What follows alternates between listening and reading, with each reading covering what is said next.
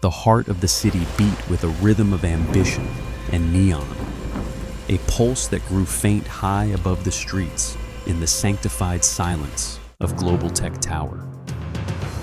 By day, it was a citadel of power, a symphony of ringing phones, decisive commands, and the sharp click of heels on polished marble.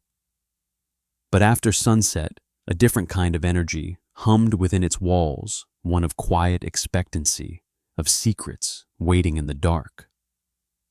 This was when Amara's world truly awoke.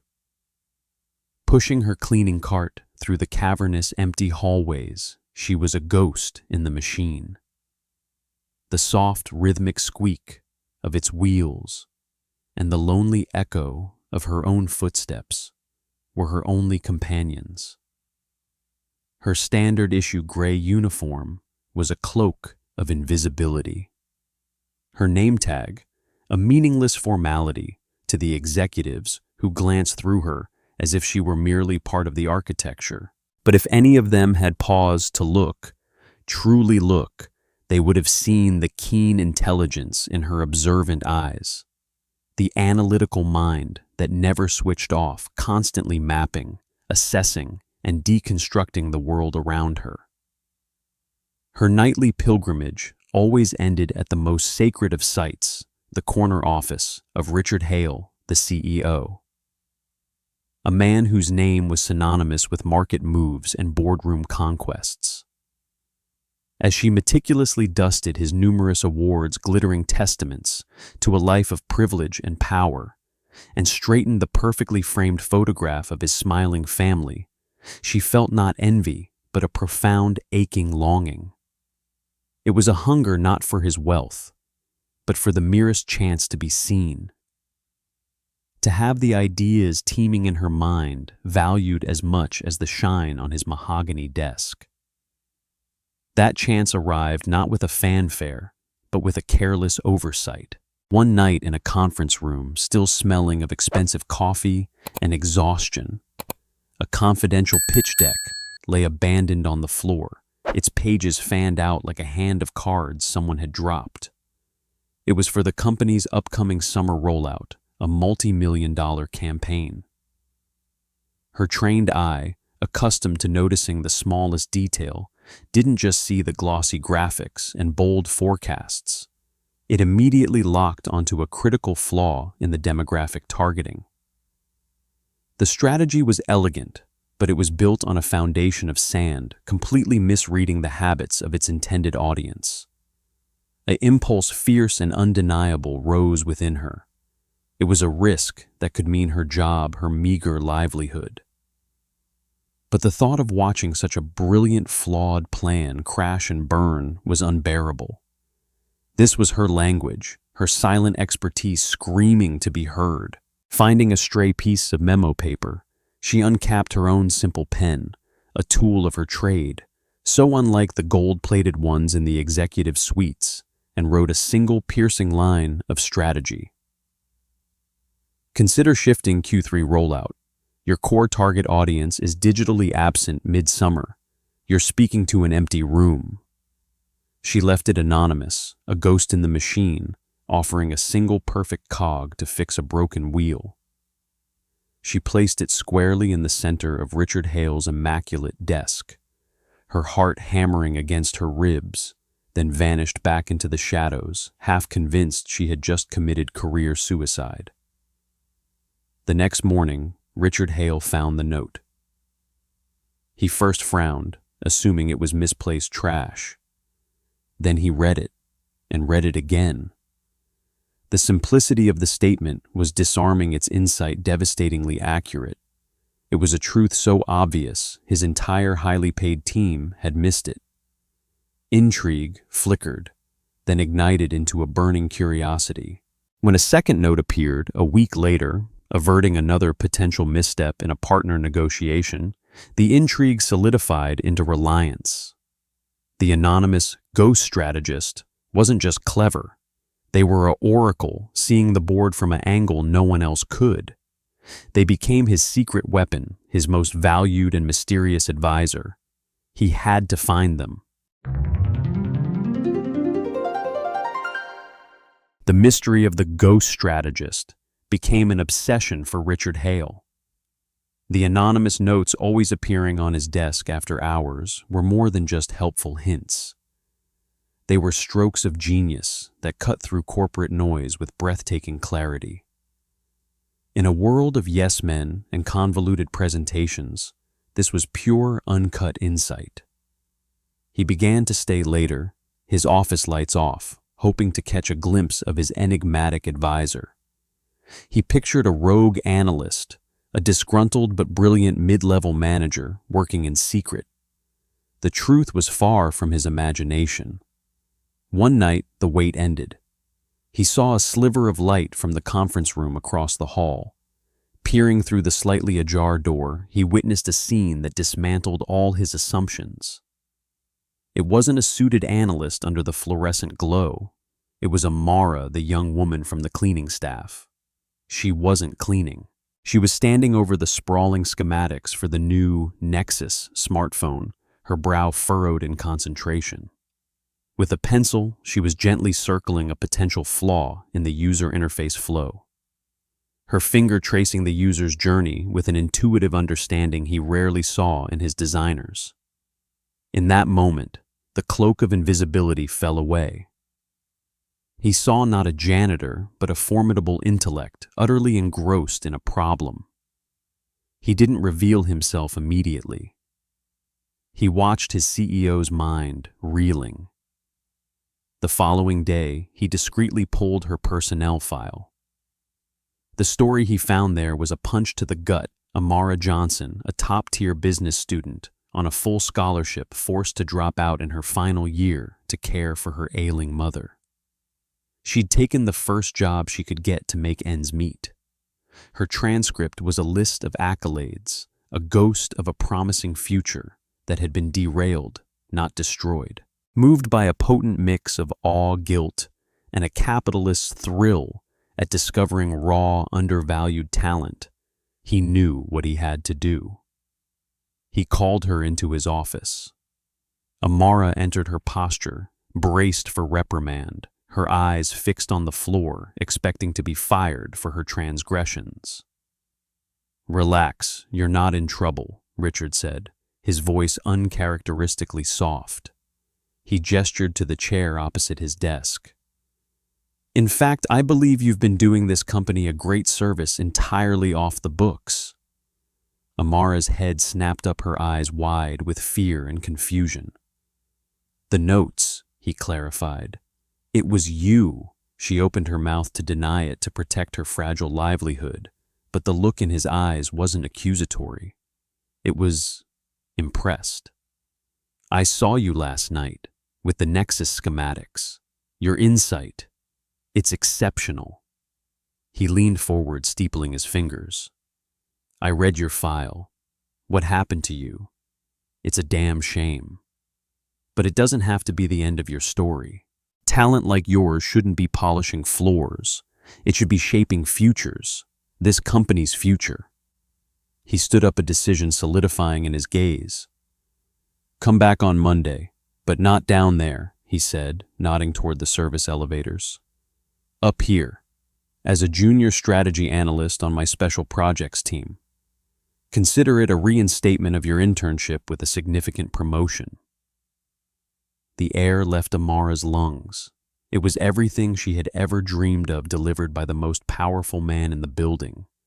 A chance to step out of the shadows and into the light. She accepted her voice, a whisper of stunned gratitude. Monday morning, Amara walked into Global Tech Tower as a different person.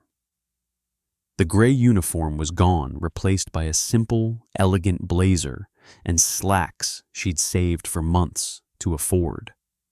Her natural curls were free, framing a face alight with tentative hope and sheer terror. The security guards did a double take. The receptionist's smile was strained with confusion. She was introduced to the Alpha team, Richard's hand-picked circle of elite strategists. The air in the room, once buzzing with casual confidence, turned frigid. The team was a monolith of polished ambition, all in their 30s, all expensively dressed, all white. And at its helm was Chloe. Chloe was everything the corporate world worshipped, stunning, razor-sharp, and ruthlessly efficient. In her early 30s, she had clawed her way to the top through sheer force of will and a strategic mind that could eviscerate a competitor's campaign in minutes. For years, she had been Richard's undisputed protégé, his right hand, the heir apparent. Her welcome to Amara was a masterpiece of icy condescension. "Ah, the mysterious genius," she said, her smile not reaching her cold, calculating eyes. "We've all been so curious." The word dripped with venom. The whispers started instantly slithering through the open-plan office like snakes. "The janitor, is this for real? It's a PR stunt. Has to be. Diversity quota. Maybe she blackmailed him. There's no other way." Chloe's strategy was subtle surgical. She forgot to invite Amara to critical meetings, claiming the calendar invite must have glitched. She assigned her meaningless busywork data entry tasks a summer intern would resent and buried Amara's thoughtful contributions under layers of bureaucracy and dismissive critiques. "That's a very interesting perspective, Amara. Perhaps better suited for a focus group than a boardroom. But raw talent is a stubborn thing. It refuses to stay buried." During a high-stakes brainstorming session for a luxury automotive client, the team was hitting a wall. Their ideas were recycled predictable, lacking any real-world resonance. As frustration mounted, Amara, who had been silently observing, spoke up. Her voice was quiet but clear. "We're thinking about where they drive, not why," she began, all eyes turning to her with varying degrees of impatience. "We're selling the car as a status symbol for a weekend getaway. But for this demographic, the car isn't an escape from their life. It's the command center for it. It's where they take investor calls between meetings, where they dictate emails on the way to the airport. The luxury isn't leather seats.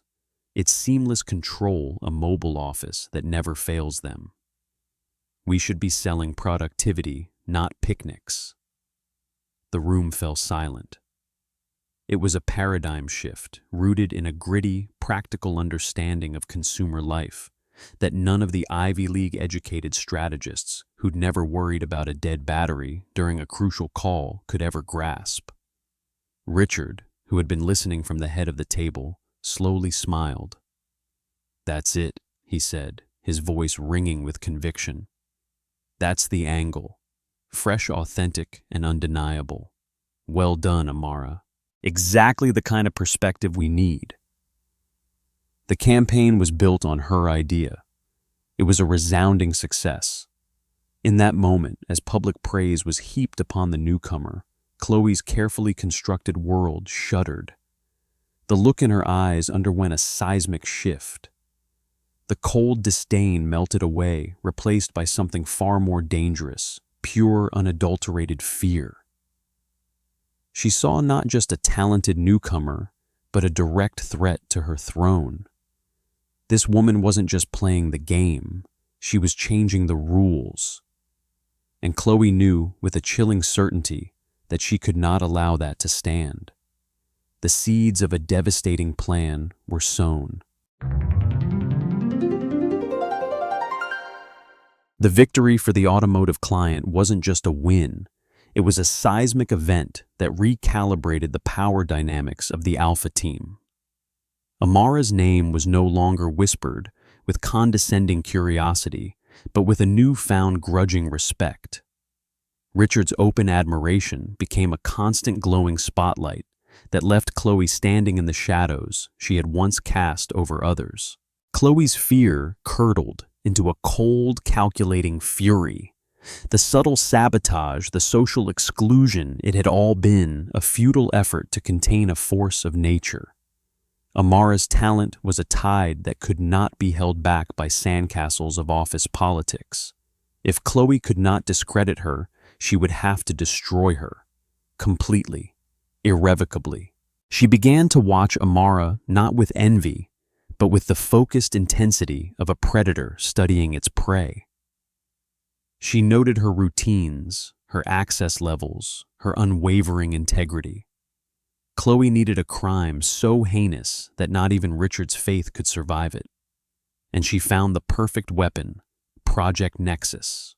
Nexus was Global Tech's crown jewel, a revolutionary smartphone whose entire market advantage lay in its proprietary unhackable design and its secure encrypted user data platform. Its launch was the most anticipated event in the tech world. A week before the reveal, the entire company was a coiled spring of tension and excitement. It was the perfect environment for chaos. With the precision of a master tactician, Chloe executed her plan. Using her high-level security clearance, she accessed the core design schematics and a database containing the profiles of early access users, a treasure trove of names, emails, and demographic data. She copied the files to an encrypted drive. Then she laid the digital trap. She remotely accessed a terminal in a cleaned-out executive office, one Amara was scheduled to service that night. Using sophisticated software, she created a flawless backdated audit trail that placed the access and download of the files squarely on Amara's new employee login. It was a ghost in the machine, a perfect digital crime scene with Amara's fingerprints everywhere. But Chloe was a storyteller, and every good story needs a motive. On her way out, she slipped into Amara's cubicle. On a sticky note amidst Amara's own scribbled ideas for logistics optimization, Chloe forged a crude, unsigned memo. It contained scribbled phrases like Omnicorp payout and dollars for data, followed by a series of dollar signs. She tucked it under a keyboard, a hidden clue waiting to be discovered. The bomb detonated at 8:03 the next morning. Omnicorp Global Tech's most vicious rival filed for a patent on a smartphone design suspiciously identical to Nexus. Simultaneously, tech news outlets exploded with the story of Global Tech's massive data breach, citing a trusted insider. The stock price plummeted. Panic was instantaneous. Richard was in a state of controlled rage, marshaling his crisis teams when Chloe entered his office. She wore a mask of tragic disappointment, her performance Oscar-worthy. "Richard, I've been looking into the access logs," she began, her voice heavy with faux reluctance. "I didn't want to believe it. I prayed I was wrong." She presented him with the fabricated audit trail. "It's Amara's ID. The data was pulled from the terminal in the executive office she cleans. The timing matches her shift perfectly." She let that hang in the air before delivering the final crafted blow. "And then I found this." She placed the crumpled sticky note on his desk like a piece of contaminated evidence. It was hidden in her desk. She had access opportunity and now a motive. She's still an outsider, bitter about her past. Maybe Omnicorp made her an offer she couldn't refuse. Richard stared at the evidence. The cold, hard logic of the data was overwhelming. The personal note felt like a visceral betrayal. The image of the earnest young woman he had championed shattered, replaced by the cynical portrait Chloe had painted. His faith, once so absolute, wavered and then crumbled under the weight of corporate protocol and apparent deceit. He called Amara into his office. The warmth from their first meeting was gone, replaced by an Arctic chill. "Explain this," he demanded, sliding the audit report and the sticky note across the desk. Amara's face cycled from confusion to dawning horror as she understood the accusation. "No." "Richard, no. I would never. This company, this chance, it's my dream. I respect our users. I am one of them. I would never betray their trust for money. This is a setup." Her protests were passionate, her eyes pleading, shining with the panic of a trapped animal. But to Richard, Her desperation now looked like the guilt of someone caught. The digital evidence was a sledgehammer. Her words were feathers trying to stop it. "My head is telling me to fire you and call security," he said, his voice flat and distant, every word a shard of ice. "But my heart remembers what I saw in you. I'm giving that memory one final chance." He stood up, turning his back to her, to look out at the city. He commanded, "Effective immediately, you are reassigned to the Logistics and Distribution Division. You will report to Ben. You will have no access to strategic data corporate systems or this floor ever again. This is a mercy. Do not mistake it for doubt." It was a corporate execution, a death sentence for her career. Words spread like wildfire. As Amara, numb with shock and a pain so deep it was physical, packed her meager belongings, a small desk plant, and her worn leather notebook filled with ideas now turned to ashes, the Alpha team watched. Some wore smug smiles of vindication. Others offered silent, pitying glances, too afraid to speak up. Chloe approached the picture of somber triumph. "Such a shame," she said, her voice a silk-covered dagger. "I guess the pressure up here is just too much for some people to handle. Don't worry, logistics is simpler." She had not only won, she had eradicated her rival. As Amara descended in the service elevator, the doors closing on the life she had barely tasted, Chloe allowed herself a thin, victorious smile. The throne was secure. The Logistics and Distribution Division was not just a different department, it was a different planet.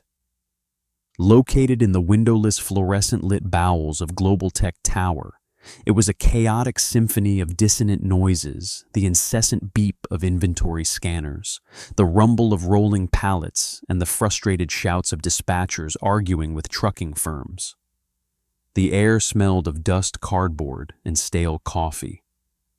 Here ambition came to die, buried under mountains of shipping manifests and soul-crushing spreadsheets.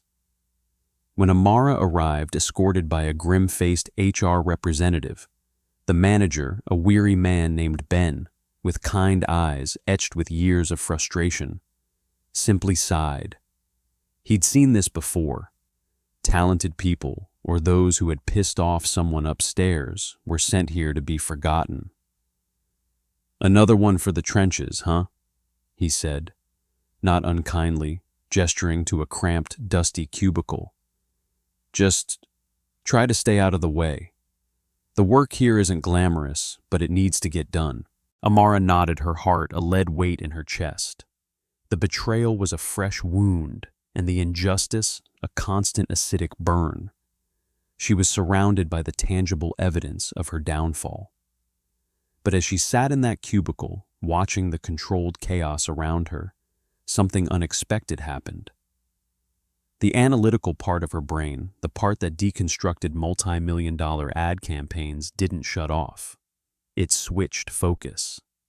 She saw the problems of logistics not as tedious chores, but as the most complex, fascinating puzzle she'd ever been handed.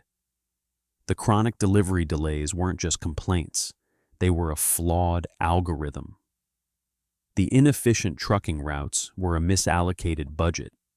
The bloated costs were a leak in the very foundation of the company's profitability. Her spirit was bruised, but her will was forged in tougher fires than this. They had exiled a strategist to the engine room. It was their first mistake. That night, long after the day shift had left, Amara stayed. Under the hum of the fluorescent lights, she buried herself, not in self-pity, but in data. She commandeered a whiteboard, its surface soon a spiderweb of flowcharts and numbers. She applied the same consumer psychology models she'd used for luxury cars to understand the behavior of warehouse pickers. She used predictive analytics, once reserved for market trends, to forecast inventory shortages weeks in advance. She didn't just work alone. She started taking her breaks with the warehouse staff, listening to their grievances, their on-the-ground wisdom. She valued their experience, something no one in the ivory tower above had ever done. She initiated weekly idea huddles, where the guy who drove forklift number 3 could suggest a better way to organize aisle B and she would implement it. Slowly, miraculously, the impossible began to happen. The division started to change. She designed a stunning intuitive dashboard that replaced a labyrinth of confusing spreadsheets, giving everyone real-time visibility into the supply chain.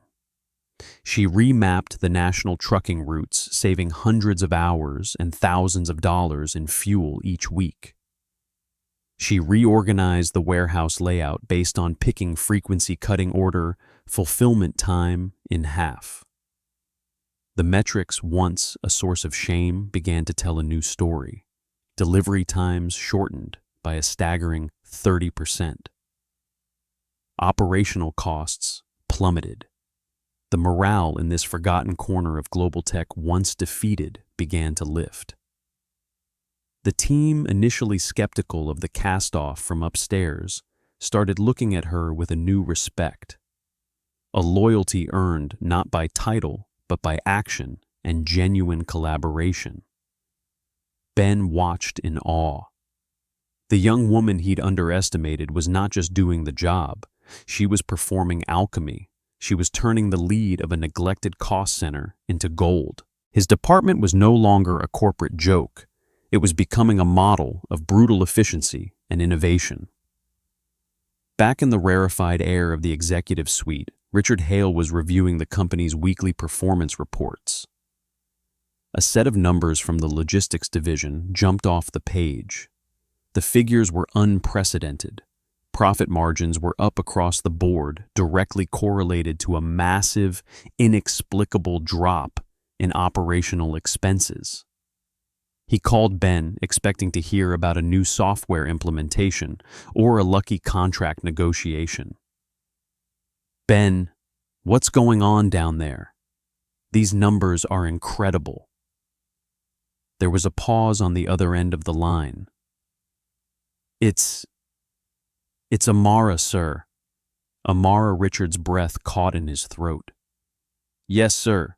She's revolutionized the place, built new systems, motivated the team. Frankly, she's the best thing that's ever happened to this department. Richard hung up the phone, a gnawing doubt beginning to uncoil in his gut. This was not the behavior of a saboteur. A saboteur hides. A saboteur does the minimum. A saboteur doesn't pour their genius into rebuilding what they sought to destroy. This was the work of a born leader, someone who built things up even from the ashes. The image Chloe had painted of a bitter, greedy outsider cracked and began to crumble. A cold clarity washed over him. He had been manipulated. He had allowed prejudice and circumstantial evidence to cloud his judgment. He had exiled the very embodiment of the innovation and integrity his company claimed to value. With a resolve as quiet as it was absolute, he picked up his private line. He bypassed Chloe. He bypassed his entire internal IT team. He called the number for a renowned external cybersecurity firm. I need a forensic audit, he said, his voice low and steady. The deepest and most discreet you've ever done, and you report your findings only to me. The external audit was a silent digital siege conducted in the darkest corners of Global Tech's servers.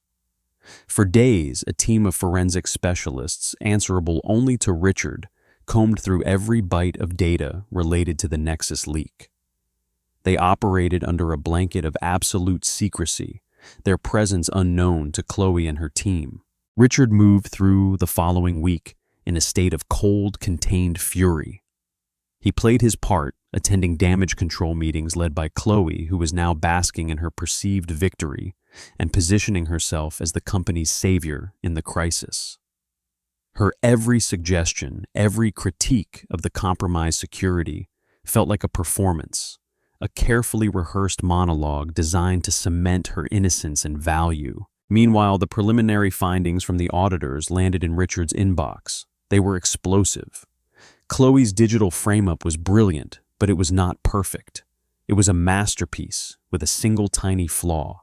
The login session that had leaked the data had originated from a terminal with a specific administrative-level security patch, a patch that had been installed after Amara's hiring and was only available to senior staff at the director level and above.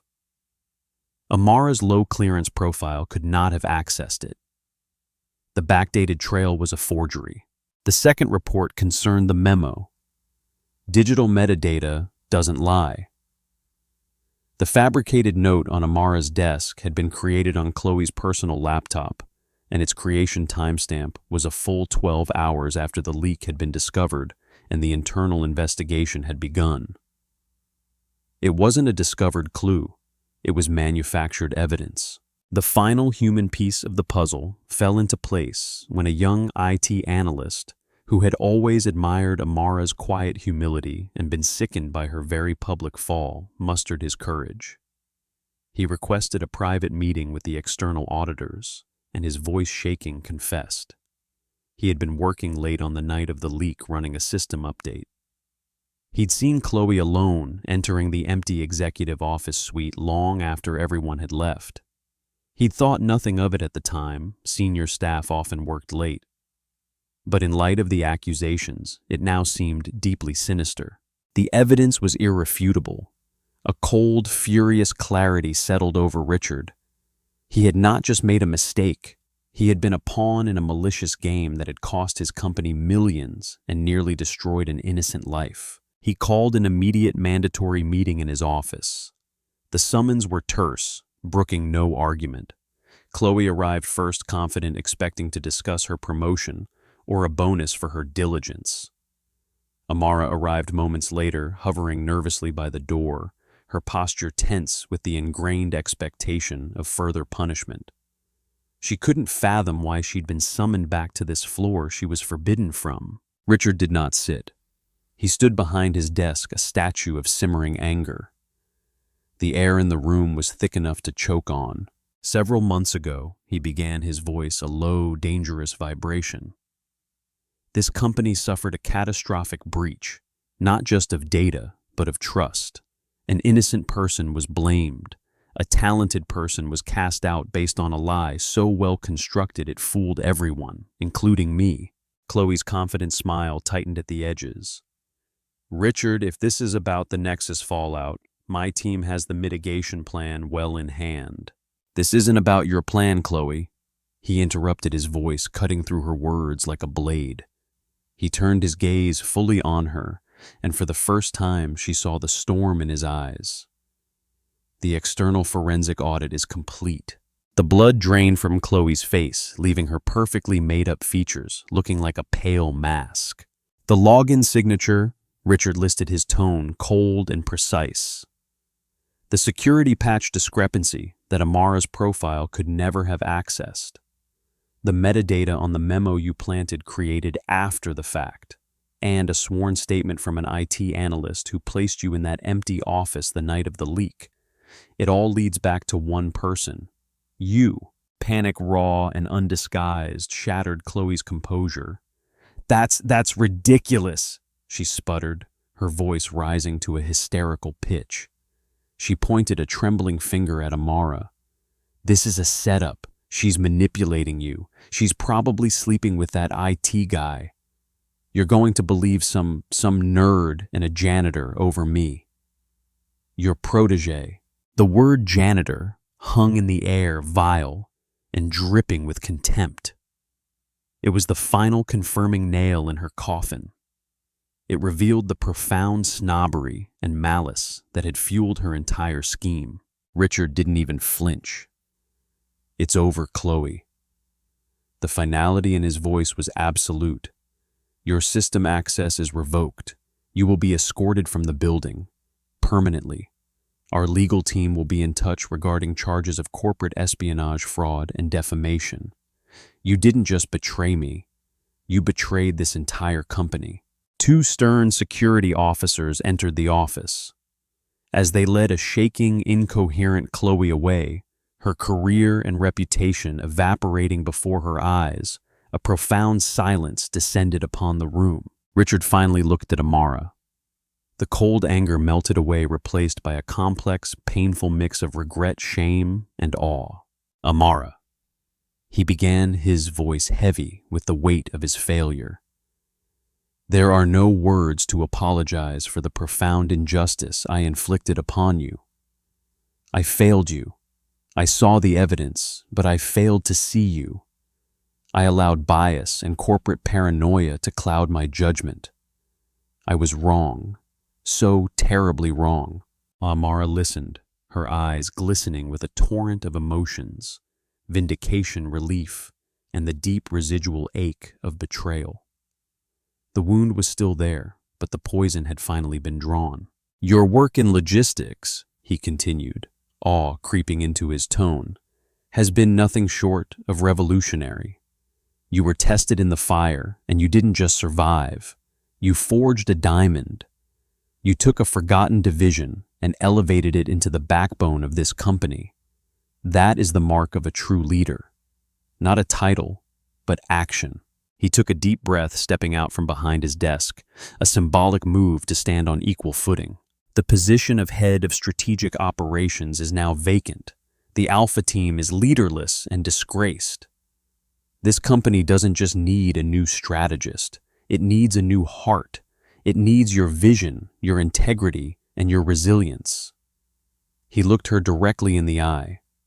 His offer, not a command, but a plea. "I am not offering you the job. I am begging you to take it. Name your terms." There was a long, powerful pause. Amara looked from Richard's earnest, remorseful face to the breathtaking view of the city from his window, a view she used to only clean. She had proven her worth, not in the spotlight, but in the shadows. Not by climbing the ladder, but by building a new foundation. "Thank you, Richard. The truth means everything," she said, her voice steady and clear, filled with a hard-won confidence that could never be taken from her. "I will accept on 3 conditions." "Name them," he said without hesitation. "First," she said, a new authority in her tone, "we dissolve the Alpha team. The name, the elitism, the structure.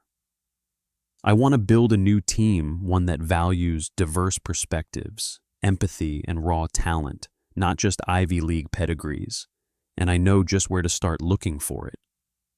She smiled, thinking of Ben and her dedicated team in logistics. "Second, we implement a transparent company-wide mentorship program and rotating shadow assignments for support staff who show potential. No one in this building should ever have to leave anonymous notes in the dark to be heard.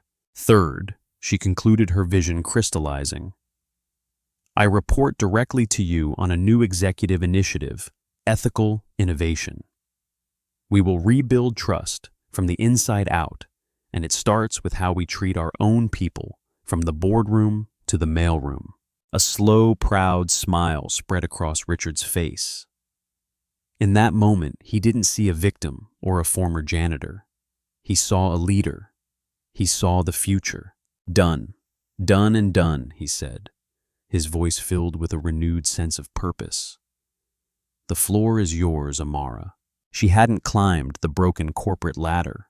She had been pushed off, and on her way down, she had gathered the tools and the people to build a better, stronger, and more just one.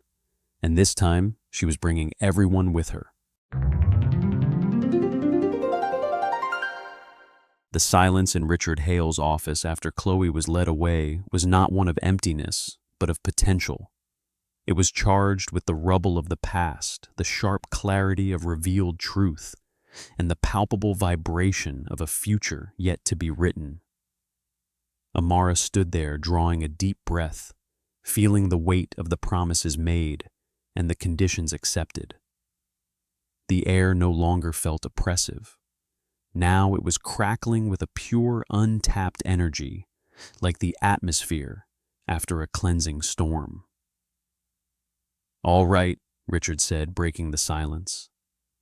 His voice was not that of a CEO issuing commands, but of a partner seeking direction. "Where do we begin?" Amara looked out the vast window, where the city lights glittered like a field of possibilities. "We start from the ground up," she said, turning to face him. "And we start right now. I want to meet my team. All of them." Her team was no longer on the top floor. They were in the basement. The elevator ride down to logistics was profoundly different. Richard Hale stood beside her, silent, observing. When the doors opened, the sound and rhythm of the division washed over them, no longer a chaos, but a hum of efficient, purposeful activity. Ben, directing a shipment dispatch on the new tablet dashboard Amara had implemented, looked up. His eyes widened at the sight of Richard Hale. But when he saw Amara walking confidently beside the CEO, a new light in her eyes, his face broke into a wide, proud grin. Amara didn't waste a moment. She gathered everyone, the warehouse staff, the data clerks, the dispatchers, the receptionist. Richard stood back, a quiet observer. "I have a few announcements," Amara said, her voice carrying through the vast space, drawing every eye. "First, your contributions, your hard work, and your intelligence have finally been recognized. This is CEO Richard Hale. He's not here to oversee, he's here to witness." She paused, letting that sink in. "Second, the Nexus leak. I have been completely exonerated. The person truly responsible has been dealt with." A collective sigh of relief and a ripple of spontaneous applause went through the crowd. "And third," Amara continued, a smile gracing her lips, "I've just been appointed the new head of strategic operations, and my first condition was to dissolve the old Alpha team and build a new one, a team valued not just for intellect, but for empathy, diversity, and integrity." She scanned the room, making eye contact with individuals. "And I know exactly where to find those qualities. It's not in some Ivy League tower. It's right here. I am standing among them. I intend to build Global Tech's new strategic core from the people right here, the people who understand how this company really works from the ground up." A silence settled then, was shattered by a cheer and a wave of thunderous applause. Tired faces now shone with joy and hope. Ben wiped a tear from the corner of his eye, nodding at Richard, who nodded back, a feeling he hadn't felt in years, swelling in his chest, unadulterated optimism. Weeks later, the Alpha team was officially dissolved. In its place was the Nexus Core, a name symbolizing connection, not exclusion. Their new office wasn't on the executive floor, but in a bright open-plan space at the heart of the building bridging departments. Its members were an electric mix, a few promising young analysts from the old team who had resisted Chloe's toxic culture, the brave IT analyst who had come forward, and the brightest stars from logistics, who now brought a gritty, real-world understanding no ivory tower strategist could ever possess. Amara's mentorship and job shadowing program launched. A young cleaner who was learning to code at night was placed on a month-long rotation shadowing the product development team. An intern from marketing was invited to high-level meetings and encouraged to speak up. And Richard Hale, he found himself learning more than he had in years.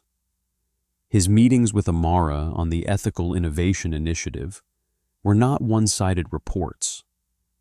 They were vibrant discussions where they redesigned data privacy policies, overhauled internal review processes, and most importantly, built a culture where every employee felt valued and heard. One afternoon, Richard stood at his window looking down at the city. Amara entered, preparing for their meeting. I was wrong about so many things, he said, not turning around. But the thing I was most wrong about was thinking leadership was about standing at the top and directing people. He finally turned to look at her. You taught me that real leadership is about standing in the center and connecting them. You're not building a team, Amara. You're building a legacy. Amara smiled a smile of peace and purpose. Not my legacy, Richard. It's ours. And it's just the beginning.